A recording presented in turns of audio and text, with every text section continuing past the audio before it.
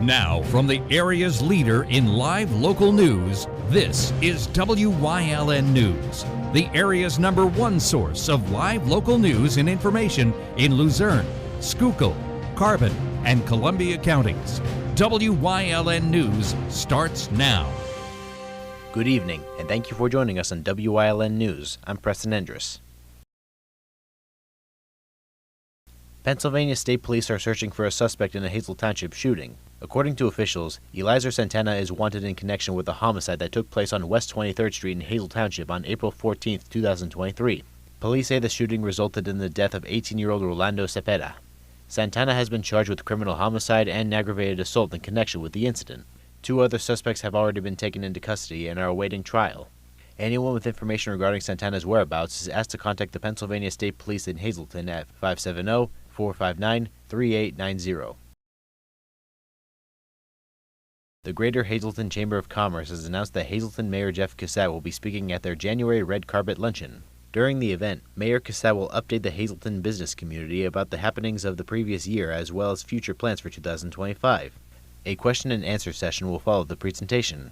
The luncheon will take place on Tuesday, January 21st at the John M. Ford Bus Storage and Maintenance Facility beginning at 11:45 a.m. The bus storage facility is located at 5200 Old Airport Road in Hazel Township. Chamber officials say the location was chosen to allow participants to see the new $26 million facility.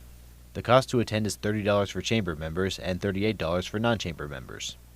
To register, you can contact the chamber office at 570-455-1509, extension 101. Seating is limited and reservations must be made by Friday, January 17th. Emergency crews responded to a motor vehicle accident with entrapment in Hazel Township on Tuesday. According to officials, the crash took place on an Interstate 81 off-ramp to Route 424. Crews say they were dispatched to the scene around 6 p.m.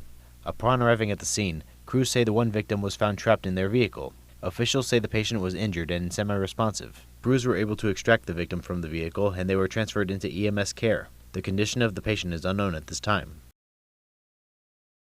The Wyln Municipal Authority has issued a water boil advisory for parts of the borough due to a water main break. According to officials, the water boil advisory has been issued for the 100 and 200 blocks of Ridge Street, the MMI Preparatory School, and the senior apartments located at 246 Center Street. During the advisory, residents are asked to boil all tap water for 1 minute before consuming. Only boiled or bottled water should be used for drinking, making ice, brushing teeth, washing dishes, and cooking until the advisory is lifted. However, officials say the tap water is still safe to use for showering and laundry. Residents will be notified when the advisory is lifted. Coming up on WYLN News, PA State Representative Jamie Walsh hosts an informational session about a local firefighter recruitment effort. Plus, the Hazleton Public Transit Office announces an upcoming closure. But first, we'll take a look at our 5-day forecast brought to you by the WYLN Weather Kids. We'll be right back.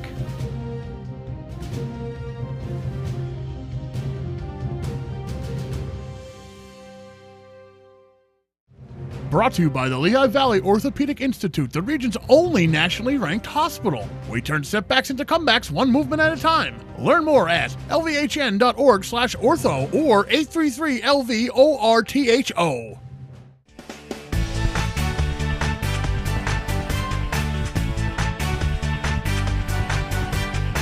Hi, my name is Ezra. I'm 5 years old. It's kind of partly cloudy and it's kind of cold.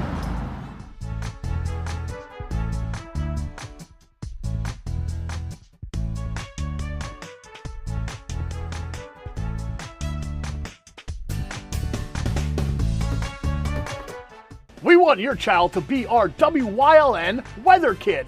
Your child can be our feature weather reporter of the day on WYLN News and WYLN social media posts just by using your smartphone or any video recording device. It's easy. All ages are welcome, from toddlers to teens. To find out how, go to the weather section of WYLNTV.com or look for our post about it on the WYLN News Facebook page. Submit your Weather Kid video today. Do you like craft beer? Do you want to learn the right way to sample wine? How about checking out a restaurant with a unique flavor or a crazy food challenge?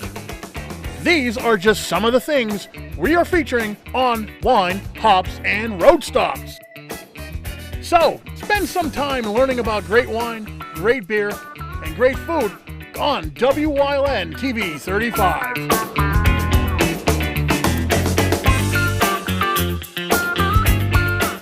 Attention WYLN viewers, WYLN TV can now be seen on the Hazelton Service Electric Cablevision HD tier, channel 507, and over the air at 35.1.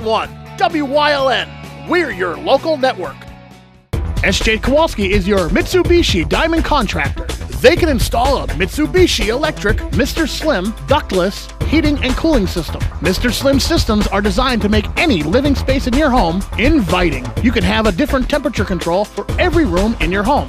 The money-saving technology can save you 25 to 50% on your heating bill. For Mitsubishi, Rinnai, and trained comfort specialists, call SJ Kowalski at 570-455-2600.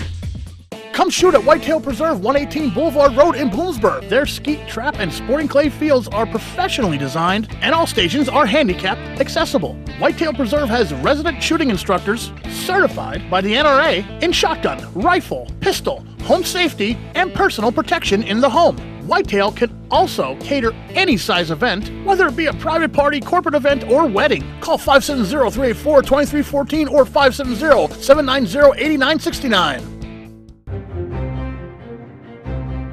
Like and follow WYLN News on Facebook for the WYLN News Midday Update, posted daily between noon and 2 p.m., powered by Lehigh Valley Health Network. When it's serious, there's only one health network with seriously innovative health institutes. Lehigh Valley Health Network, your health deserves a partner.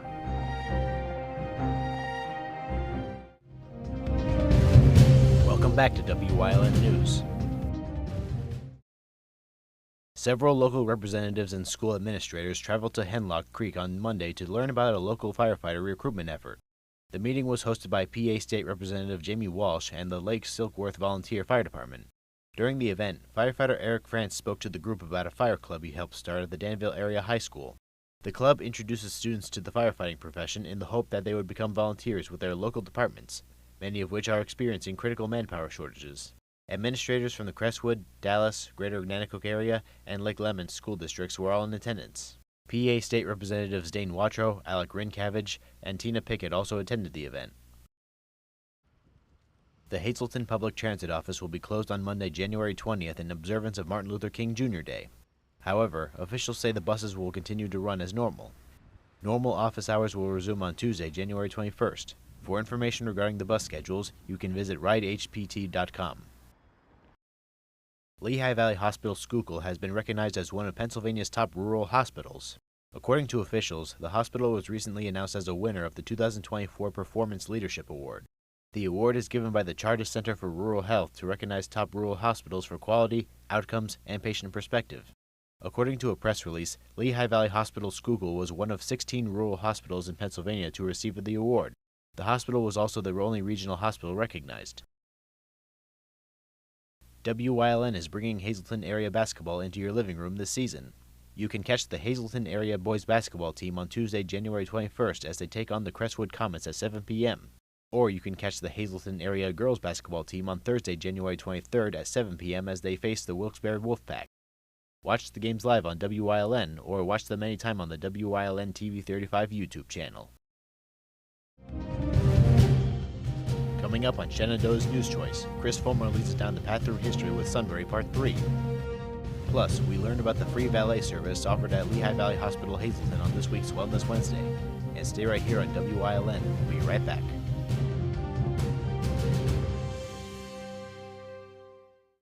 If you're looking for an affordable pre-owned car or truck, Cheers Auto Sales has a great lineup of clean, dependable, and quality vehicles. Stop in at 610 North Broad Street in West Hazelton, 570-454-7229. Cheers is proud to be celebrating 70 years in business.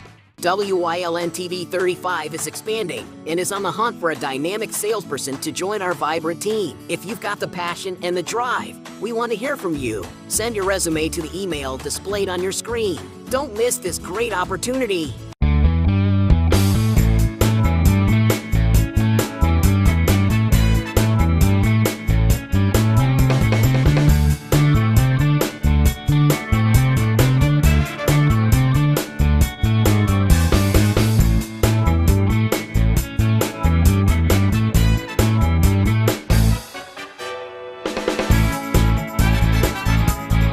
Third Base Luncheonette, still making memories after all these years.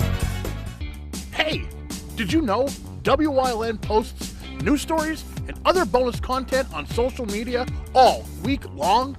The Weather Kids, Fresh from the Farm, Everyday Heroes, Let's Talk Sports, Feel Good Friday, daily news stories, and more. Visit WYLNTV.com, Facebook, and YouTube to check it out. WYLN, the local leader on social media. We're your local network. Are you waking up in the morning with a sore jaw, headaches, maybe even ringing in your ears, all because you're grinding and clenching your teeth at night? That's exactly what was going on with me. I end up going to a dentist and he wants to charge over $600 for a night guard. That's when I found this, the Brux night guard. This was a game changer. It's smaller than other night guards that I tried, which is a good thing because it doesn't make me gag. It could fit on the top or the bottom of the teeth. It's lightweight and super comfortable. Now the Brux night guard redirects the bite force away from the back teeth, reducing jaw pain while still protecting the teeth. This unique design is what makes Brux Night Guard different from all other traditional grind guards. Go to bruxnightguard.com and order yours today.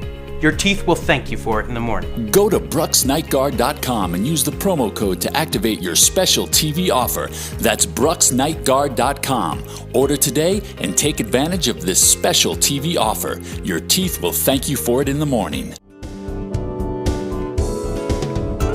This week on Let's Talk Chiropractic, Brianna was hurting for 2 years. Her doctor tried all these different pills, no better. She never really wanted to see a chiropractor because she was afraid. Dr. Kraus referred her. In 2 weeks, she feels better after 2 years of pain. Check our show.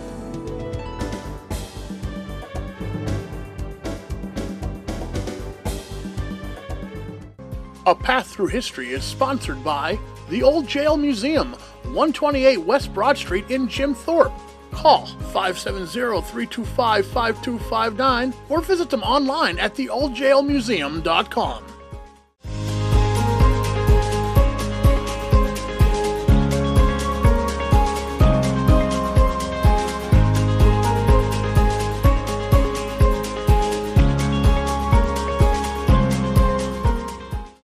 The Susquehanna Valley became honeycombed with trolley lines at the turn of the 20th century. Two major lines serviced Sunbury during the trolley's peak, the Northumberland County Railway Company and the Sunbury and Selinsgrove Transit Company. Their tracks wound their way all through Sunbury, including around Cameron Park downtown. The fare for a ride was a nickel for many years, raised to 7 cents later on. Trolley service in Sunbury ended in 1939. The early 20th century saw a boom in amusement parks across the country, and the Sunbury area was fortunate to have two operate nearby during the boom. The first to open was the People's Playground, which was built as the final stop of the Sunbury and Selinsgrove trolley line in nearby Hummel's Wharf in 1908. Several years later, a contest was held to rename the park. The winning entry, sent by Mrs. Charles Kissinger of Lewistown, would be Rolling Green Park. Two roller coasters graced the park beginning in 1928, the Adult Skyline Twister and the Juvenile Junior Speedway. A Ferris wheel, bumper cars, tilt-a-whirl, motorboat rides, whip, and train ride were among the other attractions that entertained guests over the years. Rolling Green Park also featured a pool, dance hall, miniature golf course, softball field, and a theater which hosted celebrities such as Tommy Dorsey and Edgar Bergen over the years. Special events that took place in the park over the years include animal acts and motorcycle daredevils. Beginning in 1915, Rolling Green Park was the site of the annual Boatmen's Reunion of former area canal workers. Traditionally held on the last Saturday in August, the reunions continued at the park through 1956. The end of trolley service in 1934 was the beginning of the end for Rolling Green Park. Attendance dipped over the ensuing decades until the decision was made, after a last-minute deal to sell it fell through, to close the park after the 1971 season. Any hopes to reopen Rolling Green Park were dashed the following year when Hurricane Agnes flooded the property beyond repair. Today, a housing development stands on Rolling Green Park's former site. Part of it does still live on, however, as part of its dark ride was incorporated into Knoble's Haunted Mansion. Meanwhile, Island Park had first opened as a picnic grove on Packer Island in the Susquehanna. Its founder, James C. Packer, wanted to build as a direct competitor to Ira Clements' Clements Park near Selinsgrove. The parks essentially proved equal in the eyes of the public. Island Park originally shut down in 1914, but in 1923 it would be reopened as a traditional amusement park with rides. Its highlight would also be its roller coaster, the Island Flyer. Island Park would ultimately have a much shorter run than Rolling Green Park, closing after 11 years of operation in 1934. After the rides were removed, the site was used for concerts for some decades afterwards. Today, a campground operates on Island Park's location. In the early decades of the 20th century, after humanity first took to the skies, those who flew early airplanes were particularly seen as heroes. Among those who joined in the art of flight in its early years was Emery Malek, who had been born in Northumberland County village of 7 Points in 1881, but had moved to Sunbury with his family when he was 6. There has been some discrepancy over Malek's ethnicity, with some of his descendants proudly claiming him as the nation's first African-American pilot. Other sources, such as Malek's death certificate and census records, hint he himself identified as a white man. Either way, in his younger years, Malek was a carpenter, working with his father Darius on some projects, including the construction of Pennsylvania State Capitol building in 1906. He eventually became a farmer, and in his spare time began building his own airplane. He would make his first recorded flight in it over 7 Points on July 24, 1911. This would soon be followed by a flight over Shamokin on Labor Day 1911. Wanting to become more adept at the art of flight, Malek enrolled in San Diego's Curtis Aviation School in January 1912. He would pass his flight exam 2 months later, with his instructor Glenn Curtis calling Malek one of the best flyers the schools have produced, and he was awarded his pilot's license by the Aero Club of America. By 1914, Malek began flying regularly. He made noted flights that year over Rolling Green Park in downtown Selinsgrove, and with flights still a novelty at the time, all of Selinsgrove's factories closed on that day so the workers could see Malek's flight live. He thus has the honor of being the first person to fly in both Northumberland and Snyder counties. Malek also made flights in the Philadelphia area and in New Jersey at Camden's Crescent Airport.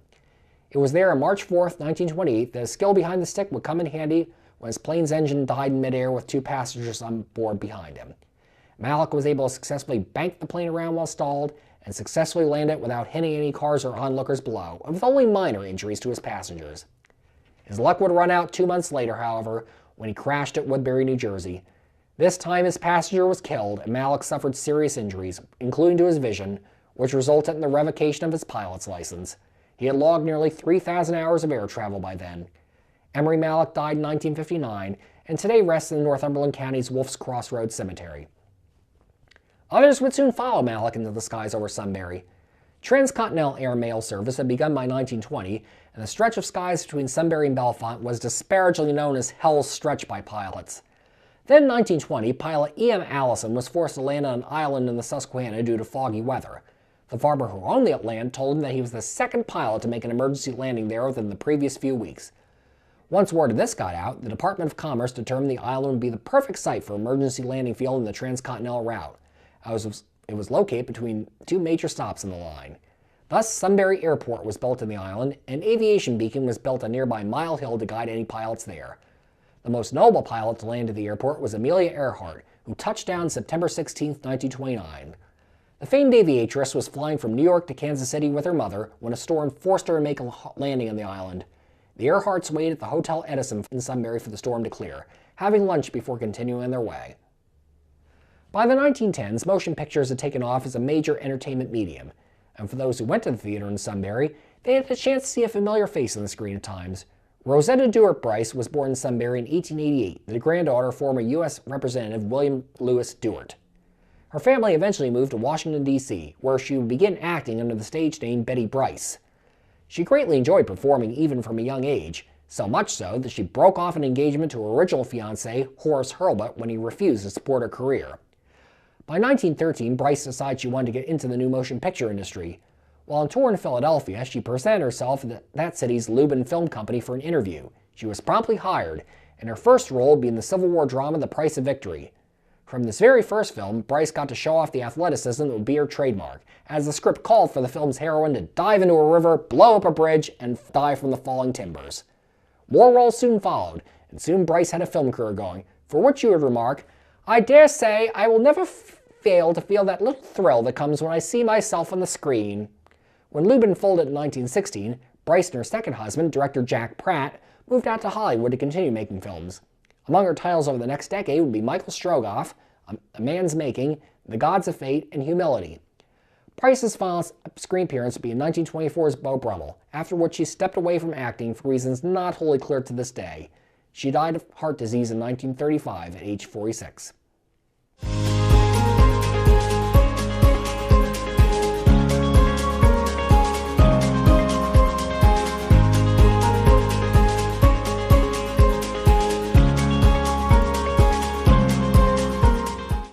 You will love the feel-good feeling you get when you shop at Grand Central in Nesquebec and Hazelton. You will enjoy a no-pressure professional sales staff, experienced delivery crew, service after the sale, and don't forget, everyday low prices. No matter what you're shopping for in your home, we have you covered with top brand names like Flex Steel, Lazy Boy, England, and Dillon Custom Rugs. With our enormous selection and the flexibility to finance interest-free for up to 60 months, Grand Central makes it easy to make your house a home. Come shoot at Whitetail Preserve, 118 Boulevard Road in Bloomsburg. Their skeet, trap, and sporting clay fields are professionally designed, and all stations are handicapped accessible. Whitetail Preserve has resident shooting instructors certified by the NRA in shotgun, rifle, pistol, home safety, and personal protection in the home. Whitetail can also cater any size event, whether it be a private party, corporate event, or wedding. Call 570-384-2314 or 570-790-8969. Hey, did you know WYLN posts news stories and other bonus content on social media all week long? The Weather Kids, Fresh from the Farm, Everyday Heroes, Let's Talk Sports, Feel Good Friday, daily news stories, and more. Visit WYLNTV.com, Facebook, and YouTube to check it out. WYLN, the local leader on social media. We're your local network.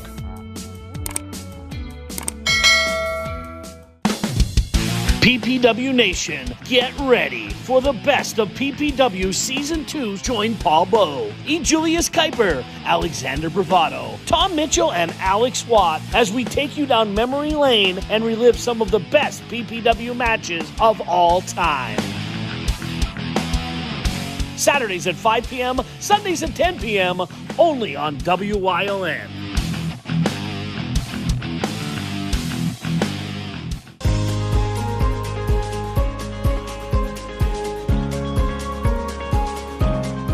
Hello, I'm WYLN historian Chris Fulmer. Pennsylvania's communities are filled with interesting history. Come with me as we discover the people, events, industries, and other historic facets of local towns.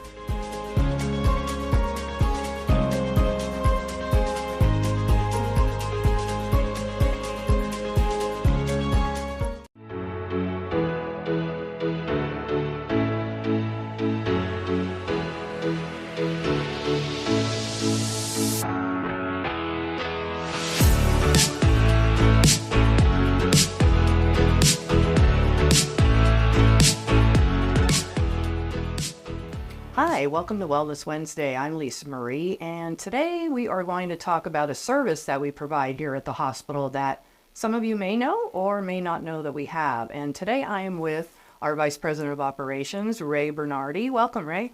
Thanks for having me.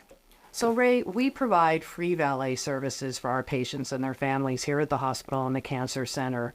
Why do we have this service for them? So, Lisa, the main reason we have the free valet service is for ease of access to our facility. So whether you're here to visit our emergency department, outpatient testing, surgical procedure, the easiest way to get into the facility quickly and without having to look for parking is to utilize our free valet service. So, you know, when we talk about that, the other day I saw someone walking with a cane through the parking lot, and that's why I reached out to you so we can do this segment. You know, sometimes people are a little hesitant to use the valet services for whatever reason, and that's why we're here, is to kind of let you know what it's all about. So tell us about the company that has the valet service. Are we, we're liable if someone had their car or something happened to it. They're professional. We take care of their vehicle and everything. Sure. So the company that we use is the name is called Town Park. They've been servicing our facility since 2019.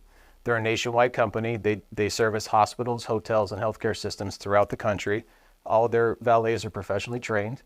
They are covered with insurance in case there is an issue that comes up with your car, but we haven't had any issues since they've been on site since 2019. And, you know, I mentioned in the beginning it's free. Do you have to tip the attendant at all? Tipping is not required. That would be up to the individual who utilizes the service. So what are the hours that we have the valet services at both sites? So for the hospital, the valet is open Monday through Friday, 8 a.m. to 5 p.m. Okay. And we also have the service at our new Topper Cancer Center, which is Monday through Friday, 10 a.m. to 2 p.m.